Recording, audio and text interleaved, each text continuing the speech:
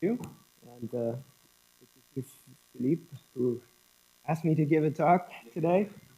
So it's kind of a strange, interesting story of why I'm here. I actually haven't thought too much about non-crossing partitions for quite a while. And I didn't know that this conference existed until Monday around noon hour. And then I got an email from Christian Krattenthaler that he had sent the previous day, but I hadn't looked at it until noon.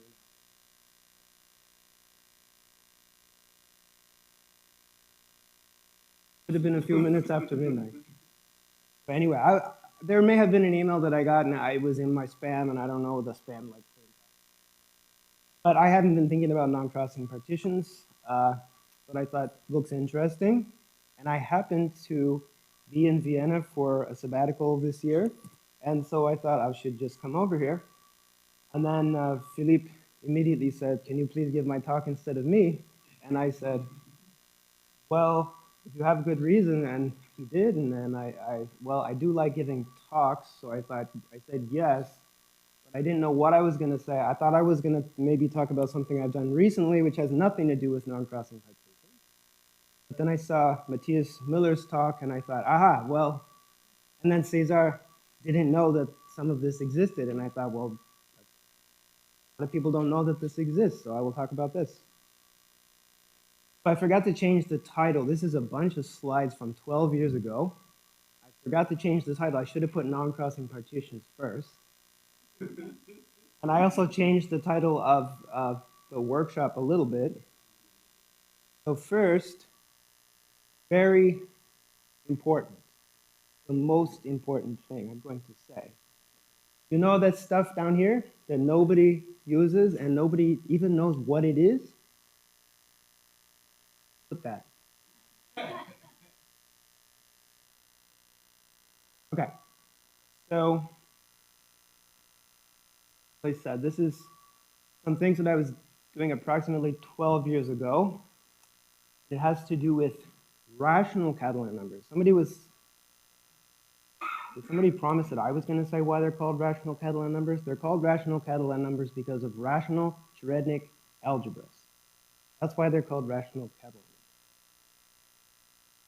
And anyway, they're going to do some funny stuff. For any rational number, I'm going to define the Catalan number of x. And for positive rational numbers, there are going to be non-crossing partitions, Associahedra, parking functions, etc. There should be lots and lots of things. Okay, this is strange. I think I only talked about this in one talk at Oberwolfach 11 years ago. And this is the only place that it ever appeared, this particular definition. But for any rational number that's not -1, -1/2, or 0, there exist unique coprime integers, so you can represent it like this. Why did I do that? The answer to many questions in this talk is going to be, I don't remember. I think I did that convention because for x equals n, you get the classical Catalan number. Okay, so for x equals n, you get the pair n plus 1, and this is going to be the classical Catalan case. For x equals 1 over n, you're going to get something really boring. For x equals -n, okay, -n, you get this thing which is called the positive Catalan numbers. For the, this is what Christian Krattenthaler was talking about in his talk, is this negative. Catalan numbers of negative integers is what he was talking about. Okay. Yes, exactly right. And the rational Catalan numbers are integers. Okay, so you can forget that completely. It's just a Catalan number parameterized by 2 coprime integers. And this is it. This is an integer. Forget this junk. Okay, so Catalan of 5, 8 is 99. All right, so when B is 1 mod A, you get the classical Catalan numbers and the Fuss-Catalan numbers, And if you have n, comma, kn minus 1, these are the positive ones that.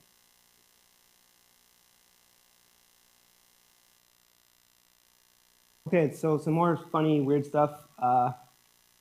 So we have this symmetry cat of x equals cat of minus x minus 1.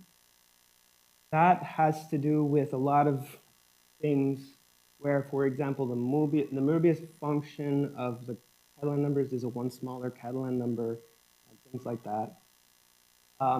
There's also this weird thing. Okay, so this is legitimately something that does not appear in the non-rational stuff. This strange thing is a legitimately rational phenomenon. And so I call this a derived Catalan number for some reason.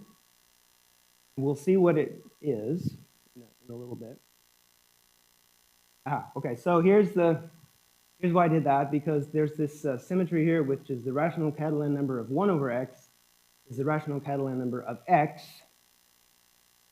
And that actually shows up in some of these constructions. And it turns out it will appear as Alexander duality of some simplicial complexes that live inside of a sphere. Let's just, well, it'll be on the next slide. Yeah.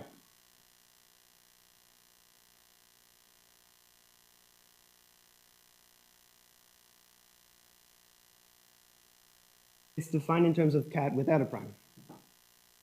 And here is a little funny joke. The categorification of the Euclidean algorithm. Because you just subtract the larger from the small.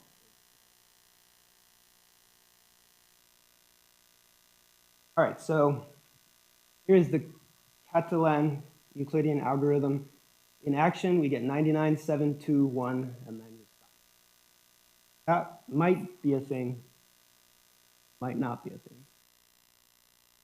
Okay. Strange idea. We have a function on the rational numbers, except for a few points, you probably send them to infinity.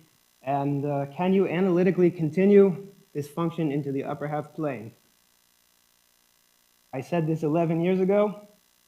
No one ever said anything. I don't know enough about modular forms and to know if this is if the answer is just obviously no, or to say anything else about it. But there are intriguing symmetries, as I was showing you, like SL2 type of symmetry, so who knows? I think it's an interesting and strange idea. That was strange. Okay, so now the prototype for everything is the rational Dyck paths. I don't know if we've seen them in the rational case this week, but they're just paths in a rectangle, where the two sides have to be coprime to each other. So here we have 5 and 8.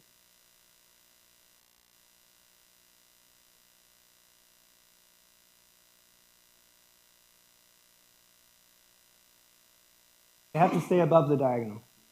Yeah, there's a dotted line, and I forgot to say you have to stay above. I forgot to say it. Yeah, and thank you for reminding me. All right, so here's the history of these, as I know it. They're counted by the rational Catalan numbers.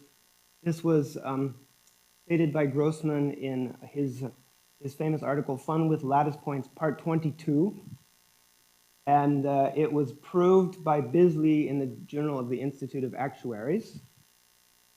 And the proof, I'll show you the proof. But now the slides are out of order, so here's a slide that should come later, which is Catalan type of stuff. You have Narayana numbers. You have these Cravaris numbers, which are more refined than Narayana numbers. These just count the paths by their lengths of the vertical runs or horizontal runs. You can do it. There's you can switch the A and the B. So there's R sub j vertical runs of a given length. Okay, so here's the proof. You can rotate a path.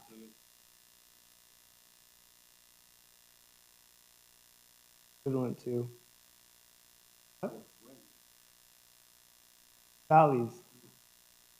No, because you could have a vertical run of length 0. you could have vertical runs of length 0. The non-crossing, the Narayana numbers count the number of values. Okay, so some of these paths are above the diagonal, some of them are not. There's this many paths. I'm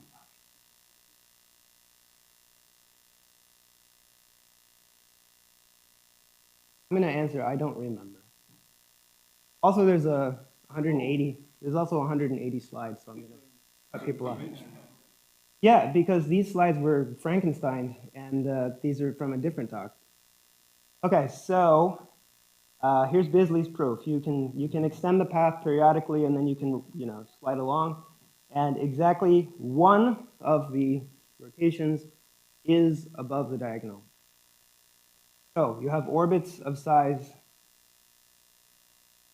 a plus b. Yeah.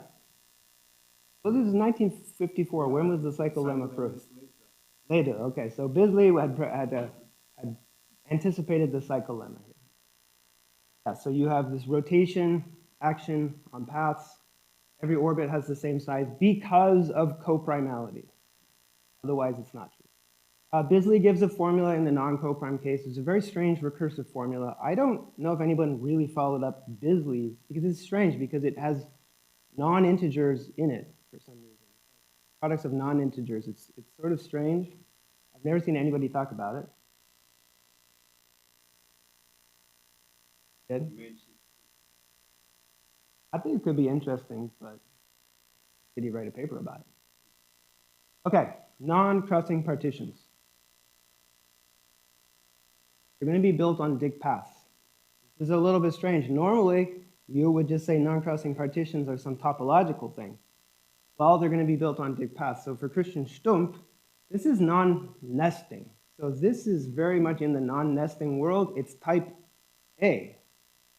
So the constructions in this talk are type A non-nesting constructions where things work. And so I maybe mentioned Galatian and Lamb at the end. And in that case, I think it's an open problem, as Nathan indicated to us. So the relationship on what I'm doing here and the relationship of the very recent non-crossing, completely general stuff is open. Okay, so we're going to create a non-crossing partition. We're going to label, we're just going to number the vertices, and then we're going to do this. And you can explain this in terms of numbers without pictures, but the pictures are fun. So you just fire lasers from these up vertices, up steps at the slope of the path. And then you just do a topological decomposition to say who's not separated by lasers, and there you go. This is a non-crossing partition. You get a subset of non-crossing partitions counted by the rational Catalan numbers by definition. How many blocks does it have? Well, by definition, it has the number of up-steps blocks. Stupid, easy to do. But what we found is that this is good. It's a good definition, which I'll try to show you. So these would be like the M-equal partitions. You do it to the Fuss-Catalan paths, these are going to be M-equal partitions. So the blocks of this partition are trying very hard to be all the same size. And in this case, they're failing. They have two different sizes because of course they do. They can't all have the same size. There's number theory here. Okay, so one thing that's interesting is rotation. And rotation turns out to be this promotion operator. So here, you see, whoa, look at this. I don't know why it's moving. It didn't used to do that. You do something like that, and then, boom, that's the rotation. Okay, so this was Nathan Williams who told me about this promotion thing. So this is a pose set, and we just did something on a pose set. We did something to the maximal chains of a pose set, and it's that pose set. There's an extra vertex here. And there's a lot of things you can do with maximal chains of pose sets, right? And this has occurred to me as I've been rereading these slides. Well, because you go from here, the bottom is here, and you get the top is here, so it's maximal chains. Maximal change. It's not, you're thinking of going up to the left. So we're going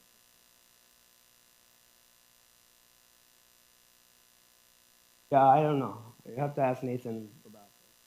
But people who study this dynamical algebraic combinatorics you may know this. So I think this was not a conjecture. That's just obvious, I guess.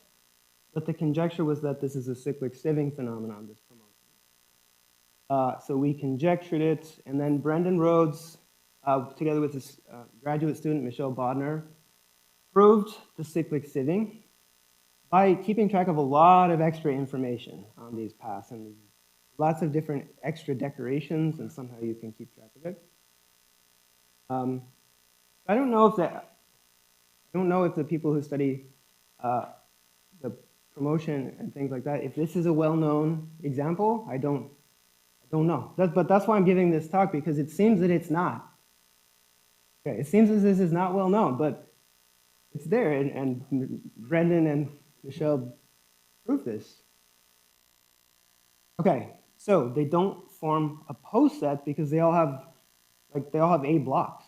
So you can't, if you join two blocks, you shrink the number of blocks. So we need a non-homogeneous version, sort of like in free probability, the pairings versus the partitions. That's what we're going to do here. We can form a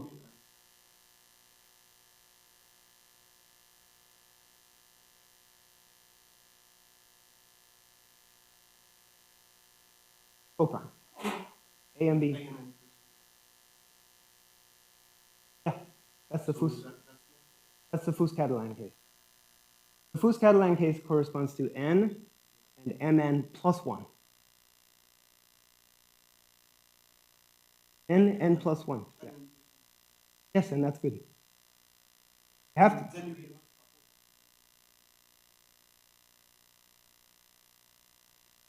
Oh, well, I'm about to do that right now. I'm going to do all the size blocks right now. That's what we're going to do right now. Okay, well, but I have 180 slides, so I have to go. Yeah, but we're going to fix that right now. See, they don't have the same number of blocks anymore. So this is what we do. We say, well, don't only do the corners, the valleys.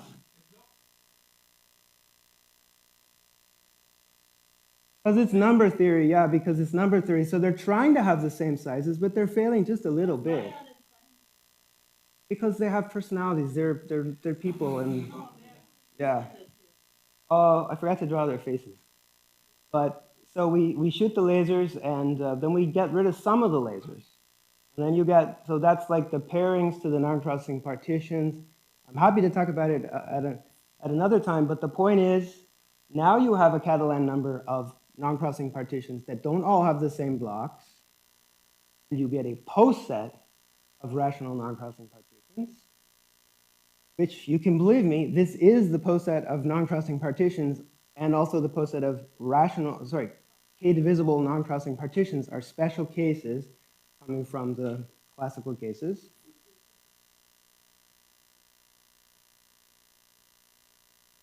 Yeah.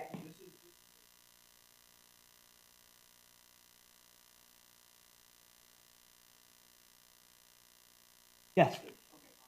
And this is a very type A type of thing because we're doing topology on a crystallographic thing, so it's very type A. Okay, so theorems. These theorems are supposed to show you that this is a thing. This is the correct thing to do. So k-divisible non-crossing partitions, it's an order filter, an up-closed set. K-divisible non-crossing partitions are up-closed, correct? Inside all the partitions of Kn. These are all inside B plus 1. So if this is n and Kn plus 1, sorry, B minus 1. So if this is n and Kn plus 1, this is Kn. So non-crossing partitions of Kn. Narayana numbers, count them by blocks. And aha, these things are the number at the bottom. Different thing. It's a rational thing. These derived ones are the number at the bottom. There we go. So here's non-crossing of B minus 1. Here's non-crossing of B minus A, B, and AB. This is the rational duality, is that you have a bijection between the elements at the minimum ranks. What's that? Well, that's just to tell you that's not quite as nice as you think, that there are minimal elements of the poset that do not have, it's not a graded. Well, it's not pure. There's maximal intervals that have different lengths.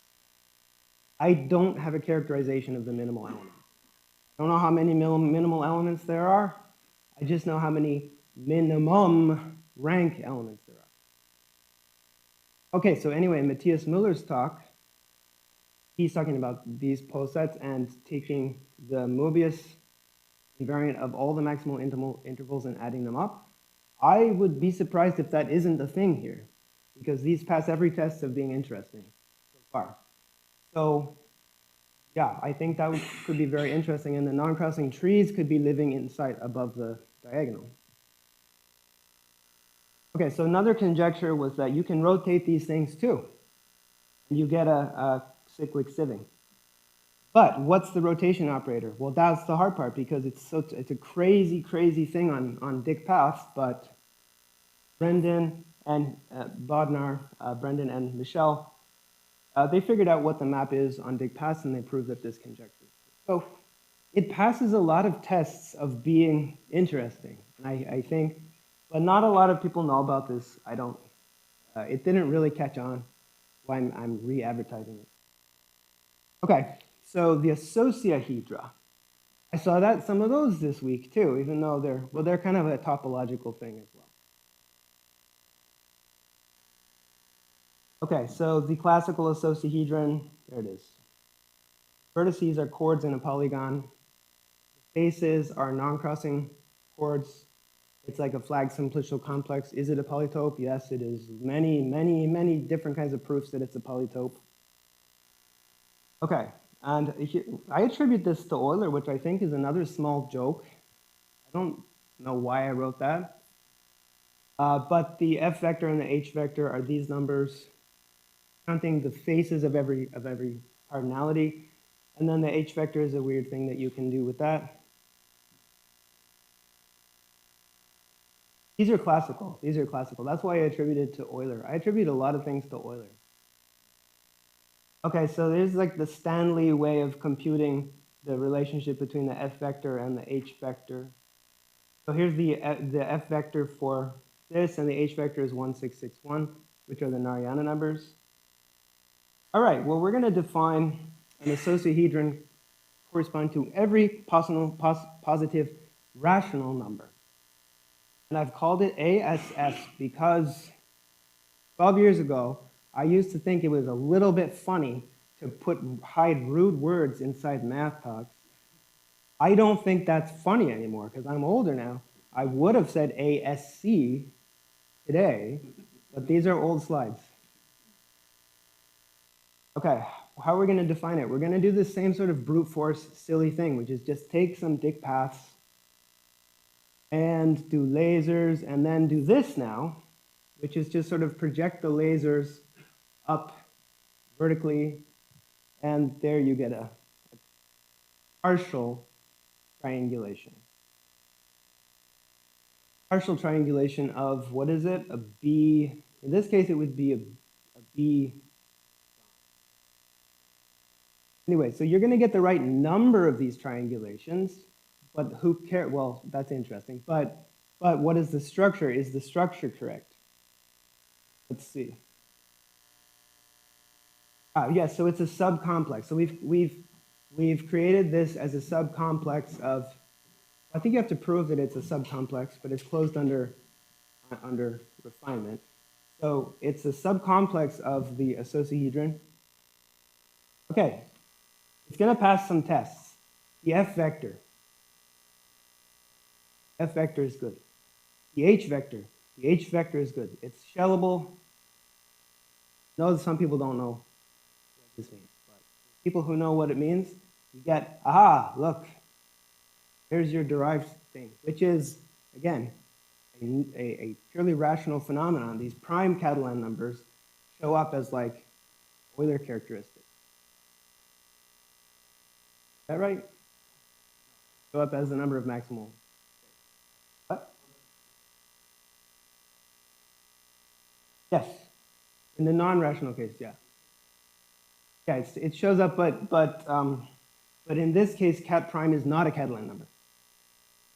It's a different, yeah, it's not a Catalan number. It's a derived Catalan number. Oh, yeah, it's the Euler characteristic. Okay, so yes, and so this is correct in a lot of ways. It's also correct in that it generalizes the generalized cluster complex of Athanasiadis, Tsanaki, and Fomin and Reading, which we heard about in Mathieu talk, or maybe several talks, I think, definitely Christian Stump's talks. It generalizes that, and well, here we have two. This rational duality now becomes, okay, I haven't said it yet. Here they are. So there's the two sort of rationally dual associahedra living inside. One of them is zero-dimensional. One of them is one-dimensional. How many spheres do they have? Well, the three blue dots is a wedge of 2 zero spheres. 2 zero spheres glued along a point. And the pink thing is a wedge of 2 circles glued along a point. 2 equals 2. There you go. See, 2 equals 2. They bipartition the vertices. And look, they kind of look like they're intertwined, correct? So that was our conjecture that they're, oh, Vic Reiner told us what Alexander duality is. He said it looks like Alexander duality. And so we said, conjecture. These are Alexander dual. And then Brendon, as he does, proves that. He's a good person to ask if you have a conjecture because he's very good at proving things. So I still don't know what Alexander duality is. I think it's pretty cool that it's just this 1 over x goes to 1 over x. Okay. Yes, okay, so the Euclidean algorithm, well, now you have a map on simplicial complexes that's going to go down, down, down until you get to a point. No clue at all what that means. This talk kind of just went into a black hole. I gave this talk 11 years ago, and people are like, that's an interesting talk, but it just kind of fell into a black hole. I don't know, there's some stuff in here, you know? Some interesting things.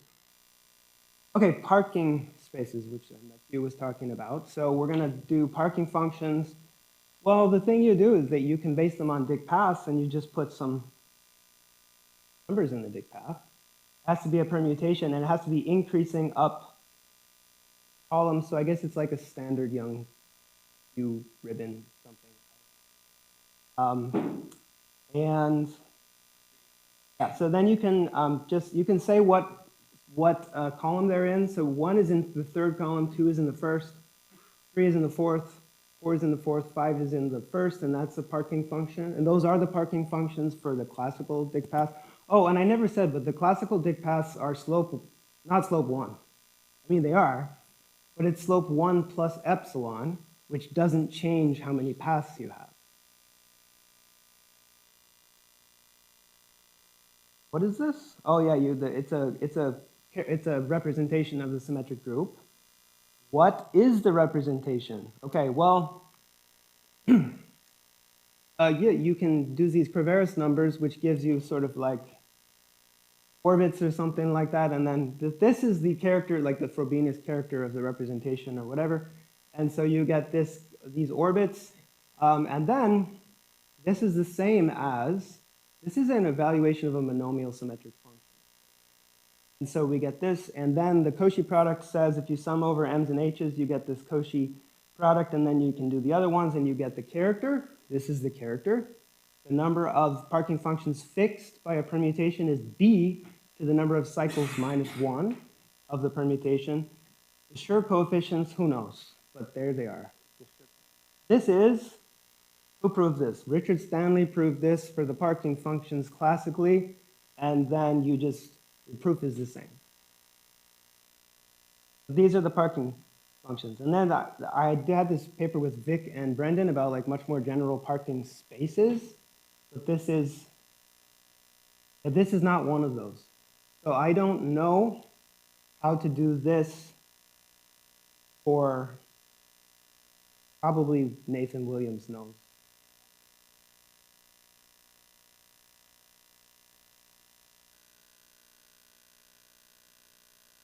Aha, okay, so here's some more numbers. So Mark Heyman studied this parking functions as a character and a bigraded character. Well, that's too hard. But as a character, what are the multiplicities of the irreducibles? Well, that's these are the irreducible representations. These are the coefficients of the irreducible representations. For the hook shapes, so for the diagrams, it's just a hook. These are nice, and they're the classical Schroeder numbers in the classical case. So here's the rational Schroeder numbers, which give you the multiplicities of the hook representations inside this rational parking space. Oh, I should say, this is, yes, okay, so I wrote a paper with Loehr and Warrington about these parking spaces, but I think that this was kind of implicit in some other people's work because it shows up as the rational shuffle conjecture, which was proved by Vienna's own Anton Mellet and Carlson. Yeah. Anton Mellet is a solo paper which proves the rational version. Okay. Anyway, so this is, oh my God, part of all these like affine Springer fibers and all kinds of weird stuff. But anyway, but at its heart is just this, just b to the power of the number of cycles minus 1. Okay, so your derived Catalan number is counting the smallest hook shape that occurs in the parking space. Okay. Yeah, here's another thing, which is called rank level duality. And string theorists, you can always like try to impress the audience by like talking about some other kind of thing that almost everyone has no idea about. I'm willing to bet that most people in this audience don't know much about string theory, and I certainly don't. String theorists care about this switching of the A and the B. And they call it rank level duality. So it shows up sort of here, which is like, these are different symmetric groups, different characters for different symmetric groups, and yet inside of them, some things are the same. And Eugene Gorski mentions this in his paper, Arc Spaces and Daha Representation. This is just like a name-dropping slide. I have no idea about this, but it's a thing that people care about. You've got these two characters of SA and SB, and they've got some weird stuff, weird enumerative coincidences, and this also persists to the Q analogs and the QT analogs. It really is a weird phenomenon. Oh, another thing is that this is also called Hermite reciprocity. That's another, which goes back to Sylvester. But you know, I'm surprised how much time I have. There's, as I said, 180 slides. But so the Catalan numbers is invariant under, no, what was it? But Sylvester studied, yes, people who like to talk about unimodality of the Q Gaussian numbers. Who proved the unimodality of the Q Gaussian Q binomial coefficient? Sylvester was the first one to prove it. And he was studying invariant theory of SL2, but like binary forms. And so in that context, this is called Hermite reciprocity, something about invariance of SL2 invariance or something like that. So it really does, it's a kind of interesting thing. Yeah, okay, so here we go. This is just a summary of just the purely enumerative things, which is to any coprime pair, AB, you have Kirkman numbers, Narayana numbers, Schroeder numbers, and Cravaris numbers. And they all fit together in these various contexts. They're ultimately, the Dyck paths are the easiest way to think about it. But they also have these interpretations as an F vector and an H vector. And this is how I can remember the Schroeder numbers, is you can get to them by flipping the H vector. So that it's no longer a valid H vector. And then Fify it, and then you get these Schroeder numbers. So that's just a way to get them. There's also a thing like called the canonical complex or something. But it's not a, with this H vector, but it's not actually a complex. Okay, and did you know that we all saw Isabelle Huppert on the stairs on Tuesday, was it? She was there. She was one of the vampires, apparently. Yeah, in red, yeah.